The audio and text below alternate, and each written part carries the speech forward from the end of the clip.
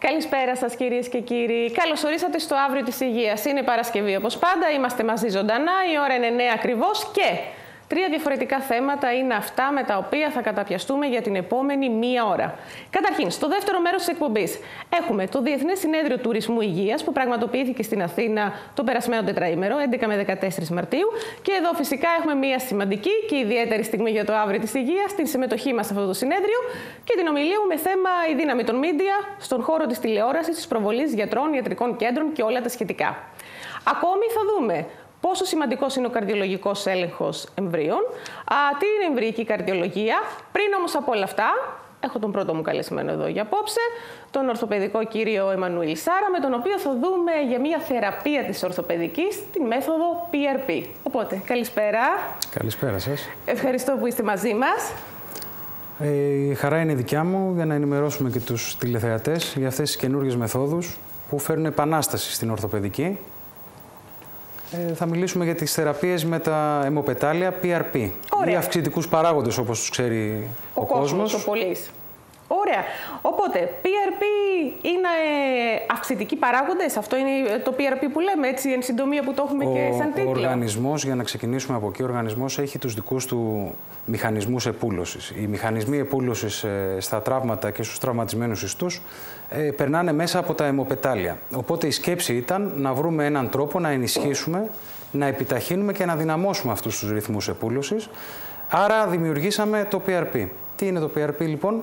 Είναι το πλάσμα του αίματος, διαχωρισμένο όμως ώστε να περιέχει πάρα πολλά αιμοπετάλια που είναι και οι αυξητικοί μας παράγοντες και τίποτε άλλο από τα υπόλοιπα έμορφα συστατικά του. Μάλιστα. Οπότε, οι αυξητικοί παράγοντες είναι αυτοί οι οποίοι χρησιμοποιούνται έτσι ώστε να μπει σε λειτουργία αυτή η θεραπεία. Να μας το πείτε λίγο πρακτικά. Να το πω πρακτικά. Έτσι, πρακτικά. Δηλαδή, λέτε σε έναν ασθενή θα ακολουθήσω μέθοδο PRP. Τι είναι αυτό, δηλαδή, ρωτάει αυτή ο ασθενής. Η θεραπεία περνάει μέσα από μια αιμοληψία. Παίρνουμε δηλαδή το αίμα του ίδιου του ασθενούς. Ωραία. Το βάζουμε σε κάποιο ειδικό μηχάνημα ώστε να διαχωριστεί και παίρνουμε ένα τμήμα του το οποίο είναι πλούσιο σε αιμοπετάλια. Αυτό το τμήμα που συλλέγουμε το εγχύουμε στο σημείο στο οποίο έχει πρόβλημα ο ασθενής και με αυτό επιταχύνεται και ενδυναμώνεται η επούλωση των τραυματισμένων ιστών. Ωραία, να σχολιάσουμε εδώ λίγο το monitor. Τι βλέπουμε εδώ πέρα, ο κύριος κρατάει αυτό το σημείο στο χέρι είναι του. μια επικονδυλίτιδα, εδώ έχουμε μια οστεοαρτρίτιδα, είναι περιπτώσεις στις οποίες ενδείκνυται η θεραπεία με PRP, με αυξητικούς παράγοντες. Μάλιστα. Ωραία. Εδώ τι βλέπουμε, γιατρέ? Είναι μια τενοντίτιδα ντεκερβέν. Είναι άλλη μια περίπτωση στην οποία έχουμε θεαματικά αποτελέσματα με αυτές τις μεθόδους και αποφεύγουμε στις περισσότερες περιπτώσεις το χειρουργείο. Ωραία. Πολύ καλά. Οπότε, θέλω να πούμε 2 λόγια ακόμη για τη θεραπεία PRP. Δηλαδή, είπαμε 2 λόγια, είπαμε το πλαίσιο. Να επεξηγήσουμε λίγο ακόμα. Δηλαδή, όταν σε έναν ασθενή του λέτε ότι θα χρησιμοποιήσουμε τη θεραπεία PRP, τι άλλο περιλαμβάνει? Ουσιαστικά τα έχουμε πει όλα, αλλά να τα βάλουμε σε μία σειρά. Δηλαδή, τελειώσαμε, τα έχουμε πει όλα. Έρχεται ο ασθενής στο ιατρείο, θα πρέπει να γίνει μια προσεκτική επιλογή των περιστατικών. Αυτό για να μεγιστοποιήσουμε τα ωφέλη από αυτή τη μέθοδο. Δεν κάνουν όλα τα περιστατικά για την εφαρμογή αυτής της μεθόδου. Κυρίως είναι οι τενοντίτιδες, οι εκφυλιστικές αρθρίτιδες και κάποιες άλλες οντότητες, θα τις συζητήσουμε και παρακάτω, οι οποίες εφαρμόζεται αυτή η μέθοδος. Ο ασθενής έρχεται στο ιατρείο και το τονίζω αυτό. Αυτό πήγα να ρωτήσω, ιατρείο ή νοσοκομείο? Παλαιότερα αυτή η μέθοδος εφαρμόζονταν μόνο σε ιδιωτικά νοσοκομεία με αντίστοιχα πολύ υψηλό κόστος. Έχουμε φέρει αυτή τη μέθοδο με νεότερης τεχνολογίας μηχανήματα στο ιατρείο του ορθοπαιδικού, στο οποίο γίνεται από αρχής μέχρι τέλους όλη αυτή η συνεδρία. Έρχεται ο ασθενής, κάνουμε μια αιμοληψία. Αυτό που βλέπουμε και εδώ, βλέπουμε, ανώδυνα εντελώς. Αυτό, συγγνώμη που διακόπτω, τι είναι αυτό το μηχάνημα? Το μηχάνημα αυτό είναι μια φυγόκεντρος. Βάζουμε το αίμα μέσα σε ένα ειδικό συλλέκτη το οποίο έχουμε πάρει με την αιμοληψία και αμέσως μετά τη φυγοκέντρηση έχουμε την εικόνα που βλέπετε αυτή τη στιγμή στις οθόνες σας. Το αίμα δηλαδή το οποίο έχει διαχωριστεί. Ένα τμήμα αυτού του αίματος παίρνουμε, αυτό που έχουμε αυτή τη στιγμή στη σύριγγα, τη μικρή, και εντοπίζοντας το σημείο στο οποίο θέλουμε να κάνουμε την επούλωση, να κάνουμε τη θεραπεία μας, κάνουμε την έγχυση. Εδώ βλέπετε μια έγχυση η οποία καθοδηγείται από μια κεφαλή υπερήχων, δηλαδή βρίσκουμε ακριβώς το σημείο στο οποίο θα γίνει η έγχυση. Εδώ είναι και μια πιο αναλυτική εικόνα. έτσι ώστε όλη η δύναμη των αιμοπεταλίων και των αυξητικών παραγόντων που αυτοί περιέχουν να περάσει στο τραυματισμένο σημείο. Να μην χάσουμε ούτε 1% από αυτή τη δύναμη. Και με αυτόν τον τρόπο μεγιστοποιούμε το όφελος από αυτή την θεραπεία. Ωραία. Ποιος ιατρικός εξοπλισμός απαιτείται? Ήδη τα έχουμε δει στις οθόνες. Ναι, είναι η συσκευή της αιμοληψίας, η οποία όμως είναι συγκεκριμένη για να έχουμε άσηπτες απολύτως συνθήκες. Είναι μια φυγόκεντρος, η οποία έχει συγκεκριμένες προδιαγραφές για να πάρουμε ακριβώς το τμήμα του αίματος το οποίο μας χρειάζεται για να κάνουμε την έγχυση και τίποτε άλλο. Και από εκεί και πέρα το μηχάνημα των υπερήχων, σε κάποιες περιπτώσεις, όχι σε όλες, όπου χρειάζεται καθοδήγηση η βελόνα να πάει ακριβώς στο σημείο η έγχυση που χρειαζόμαστε. Οπότε έτσι δηλαδή κατά κάποιο τρόπο αυτό μπορούμε να πούμε για την εφαρμογή, για την έγχυση της PRP. Μπορούμε να πούμε κάτι άλλο, να ρωτήσει κάποιος, να επεξηγήσουμε πώς γίνεται η έγχυση? Καταρχάς να πούμε τις περιπτώσεις στις οποίες χρησιμοποιούμε αυτή τη μέθοδο, να δώσουμε κάποια παραδείγματα για να καταλάβει ο κόσμος απλά. Λοιπόν, πότε τη συστήνεται σε έναν ασθενή? Όταν υπάρχουν τενοντίτιδες, ιδίως στον ώμο, στο στροφικό πέταλο του ώμου, στον υπερακάνθιο, στην ασβεστοποιό τενοντίτιδα, χρησιμοποιώ εκφράσεις που τις έχουν ακούσει πάρα πολλές φορές τηλεθεατές από τους γιατρούς τους ή από άλλα μέσα ενημέρωσης. Εκεί χρησιμοποιούμε αυτή τη μέθοδο. Κάνουμε τη διαδικασία την οποία περιγράψαμε, παίρνουμε το τμήμα του αίματος το οποίο μας χρειάζεται και το τοποθετούμε με τη βελόνα ακριβώς στο σημείο στο οποίο έχουμε τη βλάβη. Αυτό μπορεί να γίνει και σε οστεοαρθρίτιδα στο γόνατο, με ενδαρθρική έγχυση, στην πελματιαία απονεύρωση στο πόδι, στον αχίλιο τένοντα, στην επικονδυλίτιδα στον αγκώνα και σε πάρα πολλές άλλες εφαρμογές. Ωραία. Τι ποσοστά επιτυχίας έχει αυτή η μέθοδος?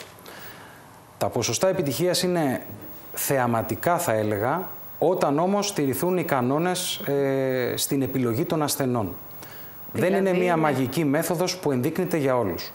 Εάν, για παράδειγμα, έρθει μία ασθενής που έχει οστεοαρθρίτιδα τελικού σταδίου, εκεί θα σκεφτούμε το χειρουργείο, δεν θα σκεφτούμε καμία συντηρητική μέθοδο. Και θα πρέπει να είμαστε απολύτως ξεκάθαροι στο ότι υπάρχουν αυτές οι επιλογές, δεν αναιρούνται από τις νέες μεθόδους, ούτε θέλουμε να μειώσουμε τη σημαντικότητά τους, απλά προσπαθούμε με νέες μεθόδους να ανακουφίσουμε ασθενείς οι οποίοι είτε δεν μπορούν να χειρουργηθούν, είτε θέλουμε να καθυστερήσουμε το χειρουργείο, είτε μπορούμε και να το αποφύγουμε τελείως. Εάν λοιπόν γίνει μια προσεκτική επιλογή των ασθενών και εφαρμοστεί η μέθοδος στους ασθενείς οι οποίοι έχουν τις ενδείξεις, τα αποτελέσματα είναι πάνω από 70% επιτυχία. Μάλιστα. Υπάρχει πόνος, υπάρχει κάποια μικρή ενόχληση, κάποια μεγάλη ενόχληση, τι είδους αναισθησία απαιτείται, αυτά? Σε αυτό θέλω να επιμείνω και να πω ότι είναι μια απολύτως ανώδυνη μέθοδος. Μάλιστα. Το μόνο που θα αντιληφθεί ο ασθενής είναι ένα τσίμπημα, όπως όταν πηγαίνει να δώσει αίμα για να κάνει εξετάσεις αίματος. Τίποτε άλλο. Σε κάποια σημεία στα οποία είναι περισσότερο επώδυνα, εφαρμόζουμε τοπική αναισθησία, και το αποτέλεσμα είναι μια απολύτως ανώδυνη μέθοδος για τον ασθενή, σε οποιοδήποτε σημείο και αν εφαρμοστεί. Μάλιστα. Πόση ώρα διαρκεί η θεραπεία? Η θεραπεία έχει 3 στάδια. Το πρώτο στάδιο είναι η αιμοληψία. Το δεύτερο στάδιο, στο οποίο ο ασθενής μπορεί να ξεκουραστεί στο χώρο αναμονής, είναι περίπου 20 λεπτά και είναι η προετοιμασία του προς έγχυση βιοηλικού, όπως το ονομάζουμε. Και είναι βιοηλικό γιατί το έχουμε πάρει από τον ίδιο τον ασθενή, δεν υπάρχει τίποτα πρόσθετο μέσα σε αυτό. Και η τρίτη φάση είναι η έγχυση. Συνολικά η όλη διαδικασία είναι περίπου 30 με 35 λεπτά. Γίνεται εξ ολοκλήρου στα ορθοπαιδικά ιατρεία και ο ασθενής μετά από 40 λεπτά έχει φύγει από το ιατρείο για να πάει στο σπίτι του. Πολύ ωραία. Πόσες θεραπείες χρειάζονται για την πλήρη αντιμετώπιση του προβλήματος? Εξαρτάται από το συγκεκριμένο πρόβλημα που έχουμε να αντιμετωπίσουμε. Από την εμπειρία μου θα σας πω ότι οι περισσότερες περιπτώσεις χρειάζονται μία, το πολύ δεύτερη έγχυση. Υπάρχουν πρωτόκολλα στα οποία εφαρμόζουμε μέχρι και 3 εγχύσεις, αλλά εάν σε αυτές δεν επιτύχουμε να λύσουμε το πρόβλημα, δεν θα επαναληφθεί σε 4η ή 5η φορά η έγχυση. Μετά καταφεύγουμε σε άλλες μεθόδους, συνήθως χειρουργικές. Μάλιστα. Τα αποτελέσματα μετά από τι χρονικό πέρας είναι ορατά? Είναι μία μέθοδος που, όπως είπαμε, στηρίζεται στην φυσική επούλωση. Δηλαδή δεν υπάρχει κάποιο πρόσθετο συστατικό το οποίο βάζουμε στον ασθενή και περιμένουμε να δράσει για να έχουμε άμεσο αποτέλεσμα. Εμείς ενισχύουμε, ενδυναμώνουμε και επιταχύνουμε τη φυσική επούλωση. Άρα θα πρέπει να υπάρχει ένα ικανό διάστημα ώστε ο οργανισμός να αντιδράσει σε αυτή την ένεση που κάνουμε και να μας δώσει το αποτέλεσμα. Ένα μίνιμουμ είναι 2 εβδομάδες για να έχουμε ένα αποτέλεσμα το οποίο είναι μετρήσιμο. Σε μερικές περιπτώσεις τα αποτελέσματα μπορούν να καθυστερήσουν μέχρι και 6 με 8 εβδομάδες για να μεγιστοποιηθούν. Ναι. Και αυτό αναλόγως στην περίπτωση προετοιμάζουμε τον ασθενή στο τι να περιμένει. Οπωσδήποτε όμως οι 2 εβδομάδες είναι ένα ορόσημο το οποίο δεν μπορούμε να υπερβούμε, διότι μιλάμε για μια φυσική επούλωση, μιλάμε για αναγέννηση που την προκαλεί ο ίδιος οργανισμός με την έκκληση τη δικιά μας και οπωσδήποτε πρέπει να περιμένουμε την αντίδρασή του. Μάλιστα. Επιπλοκές υπάρχουν καθόλου? Αυτό είναι το καλό σημείο όλης αυτής της μεθόδου. Ναι. Δεν υπάρχουν επιπλοκές. Δεν υπάρχουν επιπλοκές, ναι, γιατί δεν βάζουμε τίποτα πρόσθετο στον οργανισμό. Δεν υπάρχουν αλλεργίες, διότι χρησιμοποιούμε το ίδιο το αίμα του ασθενούς. Δεν υπάρχουν αντιδράσεις, διότι χρησιμοποιούμε, ξανά θα το πω, το ίδιο το αίμα του ασθενούς, απλά διαχωρισμένο και παίρνοντας ένα τμήμα του. Το μόνο το οποίο θα μπορούσε να συμβεί είναι μια επιμόλυνση από την ένεση, το οποίο όμως με τις τακτικές που ακολουθούμε της αντισηψίας είναι κάτι το οποίο τα ποσοστά του είναι ασήμαντα. Άρα θα έλεγα ότι είναι μια μέθοδος χωρίς επιπλοκές. Το μόνο το οποίο θα μπορούσε να μην πάει καλά είναι αυτή η μέθοδος να εφαρμοστεί σε ένα ασθενή ο οποίος δεν έχει απόλυτη ένδειξη και απλά να μην πετύχει να του λύσει το πρόβλημα. Να του κάνει όμως ζημιά, σε καμία περίπτωση θα έλεγα ότι αυτό είναι δυνατό. Είναι αδύνατο. Τελικά, πώς σας συζητάμε τόση ώρα, φαίνεται ότι η μέθοδος PRP αντικαθιστά το χειρουργείο? Ακριβώς αυτό αυτή την ερώτηση θα ήθελα να την αποφύγω, αλλά για να μην στεναχωρήσω τους τηλεθεατές, αλλά θα την απαντήσω. Δεν αντικαθιστά το χειρουργείο. Οι περιπτώσεις οι οποίες χρειάζονται χειρουργείο και το χειρουργείο είναι επιβεβλημένο, θα οδηγηθούν στη χειρουργική αίθουσα. Αυτή ούτως ή άλλως είναι πρωτίστως η δουλειά μας των ορθοπαιδικών, το χειρουργείο. Επειδή όμως υπήρχε μια πολύ μεγάλη ανάγκη στον κόσμο να βρεθούν συντηρητικές μέθοδοι ώστε τα χειρουργεία είτε να αναβληθούν, να πάνε πιο πίσω, είτε σε κάποιους ασθενείς οι οποίοι δεν μπορούν να υποβληθούν σε χειρουργείο, να υπάρχει μια μέθοδος που να τους ανακουφίσει από τον πόνο, αναπτύχθηκαν αυτές οι μέθοδοι. Δεν αντικαθιστά σε καμία περίπτωση λοιπόν το χειρουργείο. Υπάρχει όμως περίπτωση να μην το χρειαστεί ο ασθενής εάν επιτύχουμε την πλήρη ίαση με αυτή τη μέθοδο. Ωραία. Αν έχουμε κάνει PRP, μπορούμε μετά να κάνουμε χειρουργείο? Φυσικά και μπορούμε, και όχι απλώς το χειρουργείο θα γίνει χωρίς καμία απολύτως επιπλοκή από την PRP που θα έχει προηγηθεί, αλλά και οι ιστοί οι οποίοι θα βρούμε για να χειρουργήσουμε θα είναι σε πολύ καλύτερη κατάσταση από ό,τι αν δεν είχε χρησιμοποιηθεί αυτή η μέθοδος. Επιπροσθέτως θέλω να σας πω ότι σε πολλά χειρουργεία στα οποία κάνουμε σειραφή τενόντων ή δημιουργούμε συνθήκες που θέλουμε να επιταχυνθεί η επούλωση, επιπροσθέτως μετά το χειρουργείο εφαρμόζουμε αυτή τη μέθοδο. Οπότε είναι μια μέθοδος που είναι απολύτως συμβατή με το χειρουργείο, είτε πριν είτε μετά, και σε καμία περίπτωση δεν παρεμποδίζει ένα χειρουργείο το οποίο θα ακολουθήσει ή ένα χειρουργείο το οποίο έχει προηγηθεί. Μάλιστα. Λέμε PRP ή αυξητικοί παράγοντες, όπου είναι θεραπείες αναγέννησης, επούλωσης με φυσικό τρόπο, αν θέλουμε να κάνουμε μια σύνοψη και να το πούμε όλο αυτό. Είναι θεραπεία αναγέννησης, όπως πάρα πολύ σωστά το θέτετε, αναγέννησης των ιστών, είτε αυτοί πάσχουν από κάποιο τραυματισμό, είτε πάσχουν από εκφύλιση λόγω ηλικίας. Δεν απευθύνεται σε περιπτώσεις που έχουμε τελικά στάδια εκφύλισης, όπως μια τελικού σταδίου οστεοαρθρίτιδα, η οποία, ξαναλέω, θα χρειαστεί χειρουργείο και το χειρουργείο δεν μπορεί να αντικατασταθεί με οτιδήποτε άλλο και θα έχει τα καλύτερα αποτελέσματα. Είναι όμως θεραπείες οι οποίες βασίζονται στην επούλωση του οργανισμού και στην επιτάχυνση αυτής της διαδικασίας και ενδυνάμωση αυτής της διαδικασίας. Χωρίς επιπλοκές, ανώδυνα, μέσα σε 40 λεπτά στο ιατρείο. Ούτε σε νοσοκομείο, ούτε νοσηλεία, ούτε παραμονή, ούτε τίποτα. Ωραία. Τι άλλο θα πούμε τώρα, γιατί έχουμε πολύ χρόνο ακόμη μαζί, πρέπει να σας πω. Έχουμε πολύ χρόνο ακόμη. Έχουμε πάρα πολύ χρόνο μαζί. Και θα συνεχίσουμε μαζί και μετά τις διαφημίσεις και θα δούμε όλοι μαζί παρέα το συνέδριο, φυσικά, και θα σχολιάσουμε. Οπότε... Να εξειδικεύσουμε κάποιες περιπτώσεις για να καταλάβει και ο κόσμος πώς μπορεί να ωφεληθεί από τη μέθοδο με τα PRP. Υπάρχει πολλοί κόσμος που έχει την τενοντίτιδα, tennis elbow που λέμε, του τενίστα, τον αγκώνα του τένις. Σε αυτή τη μέθοδο παλιότερα κάναμε ενέσεις κορτιζόνης για να αντιμετωπίσουμε τη φλεγμονή στον τένοντα.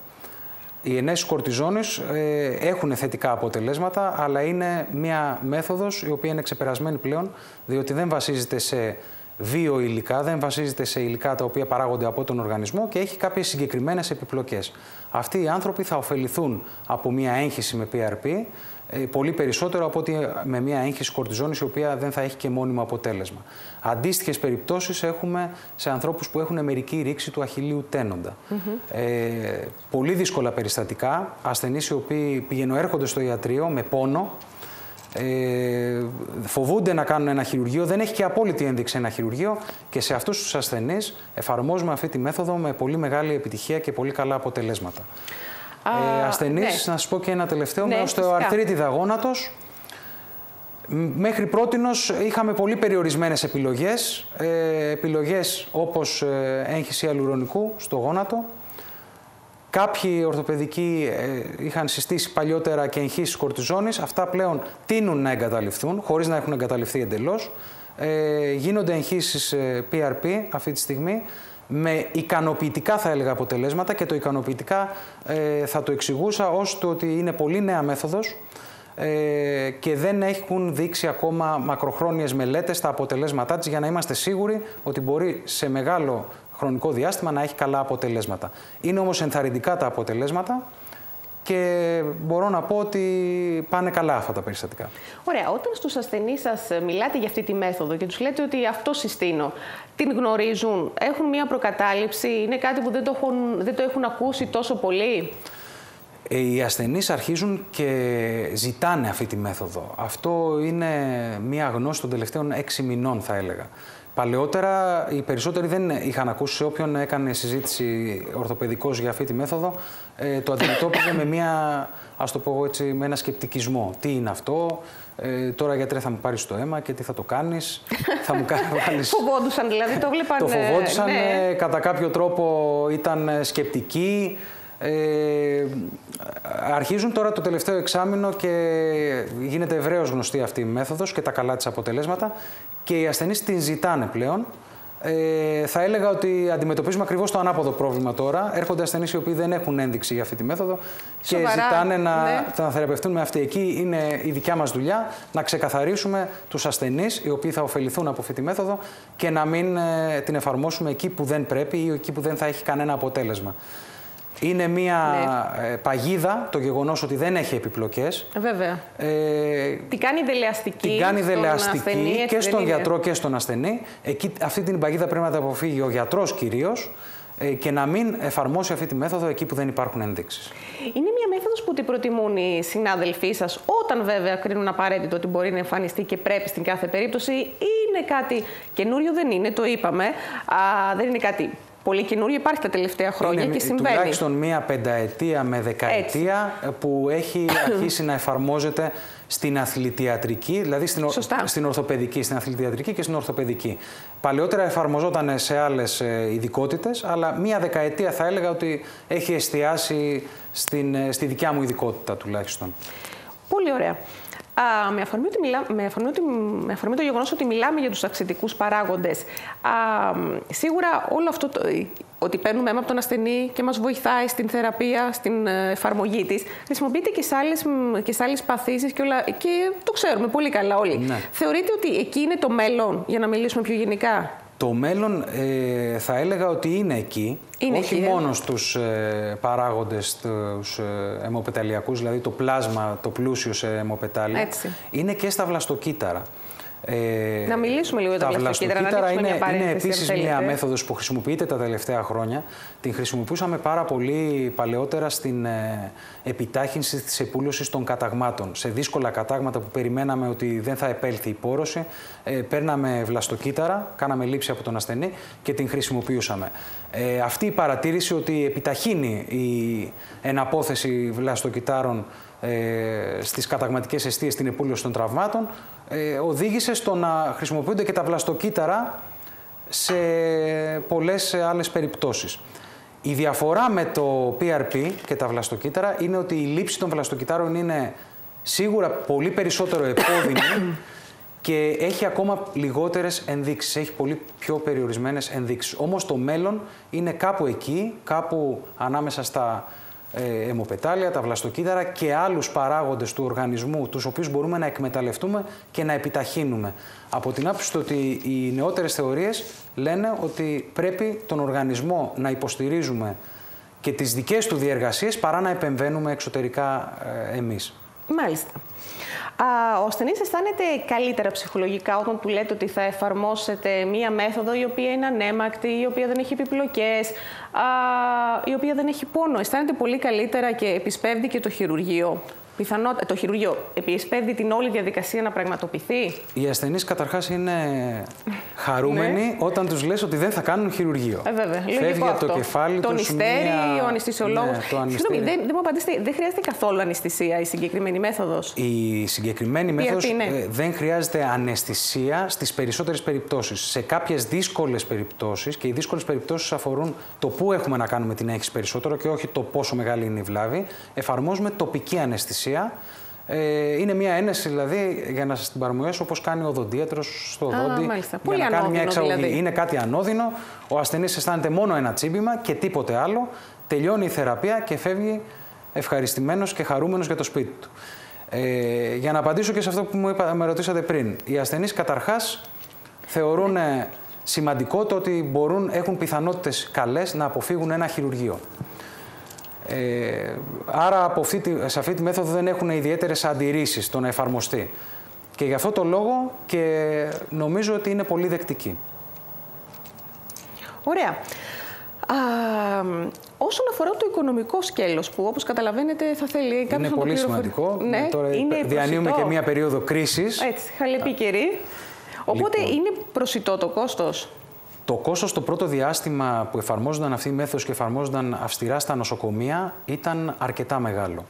Αρκετά μεγάλο διότι τα μηχανήματα ήταν πιο σύνθετα, η μέθοδος δεν είχε απλουστευτεί όπως έχει απλουστευτεί τώρα και οπωσδήποτε το να μπει κανείς σε ένα νοσοκομείο για να κάνει μια θεραπεία να έχει και άλλα κόστη τα οποία πρέπει να συνυπολογιστούν.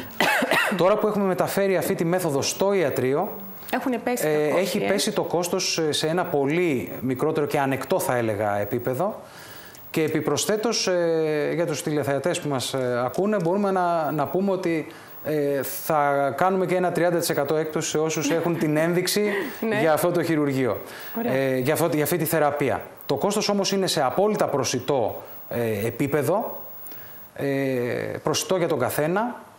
Και νομίζω ότι δεν θα σταματήσει κανέναν το κόστος για να κάνει αυτή τη θεραπεία. Είναι το όφελος τόσο μεγάλο και το κόστος τόσο προσιτό που δεν θα σταματήσει ούτε ένα ασθενή το κόστος για να κάνει αυτή τη θεραπεία. Ωραία. Στο σημείο αυτό θα περάσουμε όλοι μαζί σε ένα σύντομο διαφημιστικό διάλειμμα και σε πολύ λίγο θα συνεχίσουμε και πάλι μαζί.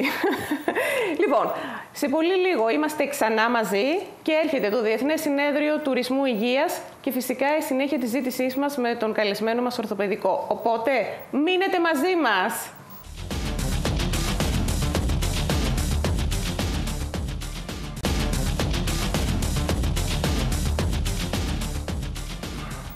Επανήλθαμε στο Αύριο της Υγείας, μέρος δεύτερο. Συνεχίζουμε τη συζήτησή μας με τον καλεσμένο ορθοπαιδικό μας, γιατί η παιδοκαρδιολόγος και το θέμα το οποίο σας είχα αναγγείλει από την αρχή της εκπομπής για την εμβρυακή καρδιολογία, η καλεσμένη μας γιατρός, προφανώς λόγω ιατρικού καθήκοντος, μας ειδοποίησε ότι δεν έχει μπορέσει να έρθει ακόμη. Οπότε, μετά τους αυξητικούς παράγοντες και τη μέθοδο PRP, θα συνεχίσουμε, γιατρέ, να πούμε για οστεοαρθρίτιδα γόνατος. Ναι, ας πούμε τι κάνουμε, για παράδειγμα, όταν αποτύχει το PRP. Ναι, αυτό ήθελα, έτσι θα μπορούμε να το συνδέσουμε. Έτσι, όταν λοιπόν αποτύχει το PRP, τι κάνουμε? Υπάρχουν, όπως είπαμε, περιστατικά τα οποία είτε δεν έχουν ένδειξη και κακώς έχει εφαρμοστεί αυτή η μέθοδος, είτε δεν έχει επιτύχει αυτή η μέθοδος να μας δώσει τα επιθυμητά αποτελέσματα. Οστεοαρθρίτιδες βαριές, τελικού σταδίου, εκεί τι κάνουμε? Εκεί κάνουμε χειρουργείο. Το χειρουργείο που κάνουμε στην οστεοαρθρίτιδα του γόνατος είναι η ολική αντικατάσταση του γόνατος. Ολική αρθροπλαστική, λοιπόν, γόνατος. Και εκεί υπάρχουν νεότερες εξελίξεις και εκεί υπάρχουν πράγματα τα οποία εδώ εμπλέκονται, συγγνώμη, διακόπτω, εδώ εμπλέκεται η μέθοδος PRP στην οστεοαρθρίτιδα γόνατος. Σίγουρα εμπλέκεται, πολύ παλιά το έχουμε συζητήσει και έχουμε πει ότι κάποιοι το εφαρμόζουν, σωστά? Εφαρμόζεται σε αρχικά στάδια. Τα αρχικά στάδια στα οποία θα εφαρμοστεί η μέθοδος που είπαμε, ενδεχομένως να επιβραδύνουν την εξέλιξη της νόσου, να την αναστρέψουν είναι αδύνατο τουλάχιστον με τα μέχρι σήμερα δεδομένα, οπότε το χειρουργείο μοιάζει μια επιλογή η οποία έρχεται, απλά δεν ξέρουμε ακριβώς πότε. Όταν όμως έρθει η ώρα του χειρουργείου είναι η μόνη λύση, είναι η ενδεδειγμένη λύση και είναι μια λύση η οποία είναι μόνιμη και καλή. Ωραία. Πόσες ημέρες νοσηλείας χρειάζεται για την οστεοαρθρίτιδα γόνατος μιλάμε τώρα, έτσι, την αντιμετωπίζουμε χειρουργικά, για την οστεοαρθρίτιδα γόνατος, τη χειρουργική της αντιμετώπιση με ολική αρθροπλαστική γόνατος, δηλαδή την ολική αντικατάσταση του γόνατος. Παλαιότερα αυτές οι επεμβάσεις γινόντουσαν με μεγάλες τομές, ήταν πολύ αιματηρές επεμβάσεις, χρειαζόντουσαν τουλάχιστον μία εβδομάδα με 10 ημέρες νοσηλεία. Τα δεδομένα και εδώ έχουν αλλάξει, πλέον εφαρμόζουμε νέες τεχνικές με πολύ μικρές τομές, με εξειδικευμένες προθέσεις σε ορισμένες περιπτώσεις που χρειάζονται για τους ασθενείς, δηλαδή γόνατο το οποίο ανταποκρίνεται ακριβώς στο γόνατο και τη λειτουργικότητα του ασθενούς που έχουμε μπροστά μας, και οι μέρες νοσηλείας δεν ξεπερνούν στις περισσότερες περιπτώσεις τις 3 με 4. Ωραία. Υπάρχουν και περιπτώσεις που στις 2 ημέρες οι ασθενείς εξέρχονται του νοσοκομείου, αλλά θα έλεγα ότι ο γενικός κανόνας είναι 3 ημέρες νοσηλεία στην ολική αρθροπλαστική γόνατος, που είναι και ένας πολύ σύντομος χρόνος για αυτή την επέμβαση. Είναι επώδυνο χειρουργείο? Αντίθετα με τις ανώδυνες, ανέμεκτες μεθόδους για τις οποίες συζητήσαμε, θα συζητήσουμε τώρα για μια χειρουργική επέμβαση, μια βαριά επέμβαση, από τις βαρύτερες χειρουργικές επεμβάσεις στην ορθοπαιδική, αυτή και η ολική αρθροπλαστική του ισχύου. Έχουμε επιτύχει όμως και εδώ, με τη βοήθεια των αναισθησιολόγων, που έχουμε την συνδρομή τους, να είναι ένα σχετικά ανώδυνο χειρουργείο. Οπωσδήποτε υπάρχει ένα επίπεδο πόνου, αλλά είναι τόσο μικρό, σαν κανείς να έκανε μια μικροεπέμβαση και όχι ένα πολύ βαρύ χειρουργείο. Να πούμε την διάρκεια του χειρουργείου του. Η διάρκεια του χειρουργείου της ολικής αρθροπλαστικής γόνατος, που συζητάμε συγκεκριμένα, είναι περίπου 1 ώρα. Ο ασθενής μπαίνει στη χειρουργική αίθουσα, παίρνει επισκληρίδιο συνδυασμένη αναισθησία και γι' αυτό είναι και ο λόγος που δεν πονάει μετά το χειρουργείο. Το χειρουργείο τελειώνει με πολύ μικρές τομές, σε σύντομο χρόνο. Ο ασθενής γυρίζει στο θάλαμο νοσηλείας, την επόμενη μέρα ορθοστατεί και βαδίζει, στις 3 ημέρες φεύγει από το νοσοκομείο. Ωραία. Να διακόψω εδώ, ας με ακούσουν και στον αέρα και οι συνεργάτες μου και τον κοντρόλ και οι τηλεθεατές. Η καλεσμένη μας παιδοκαρδιολόγος, ας περάσει παρακαλώ πολύ στον αέρα. Θα αποχαιρετήσω σε λιγάκι, όχι ακόμη τον ορθοπαιδικό μας, και θα περάσει στον αέρα η κυρία Τσαπάκη να μιλήσει. Εντάξει, δεν υπάρχει κανένα πρόβλημα γι' αυτό. Οπότε, έτσι είναι στα ζωντανά. Λοιπόν, δεν κρύβουμε τίποτα στους τηλεθεατές. Έτσι θα κάνουμε. Με την ησυχία μας ολοκληρώνουμε. Έχουμε 3-4 λεπτά να πούμε όσα θέλουμε. Ολοκληρώνοντας λοιπόν το θέμα μας και μιλώντας για ολικές αρθροπλαστικές του γόνατος, λέμε ότι είναι μια μέθοδος η οποία έχει εξελιχθεί, γίνεται με πάρα πολύ μικρές τομές, γίνεται σχετικά ανώδυνα, με πολύ λίγες μέρες νοσηλεία. Οι ασθενείς φεύγουν περπατώντας από το νοσοκομείο. Τα αποτελέσματα είναι μόνιμα και πολύ καλά. Απαλλάσσονται οι ασθενείς από τον πόνο και είναι μια μέθοδος η οποία εφαρμόζεται με επιτυχία πάρα πολλά χρόνια και οι νεότερες εξελίξεις είναι αυτές. Ωραία. Ευχαριστώ πολύ. Εγώ σας ευχαριστώ. Και για την υπομονή σας, έτσι, και που μείνατε και πιο μετά παρά το πιεσμένο πρόγραμμα. Ευχαριστώ πολύ. Είχαμε την ευκαιρία να ενημερώσουμε τους τηλεθεατές για πολλά θέματα και νομίζω σημαντικά. Ωραία. Ευχαριστώ πολύ, κύριε Σάρα. Ευχαριστώ και εγώ. Λοιπόν, τώρα εγώ θα κάνω μία σύνοψη των όσων είπαμε και όσων θα πούμε και φυσικά σε πολύ λίγο έρχεται το Διεθνές Συνέδριο Τουρισμού Υγείας που πραγματοποιήθηκε πριν από λίγες ημέρες στην Αθήνα.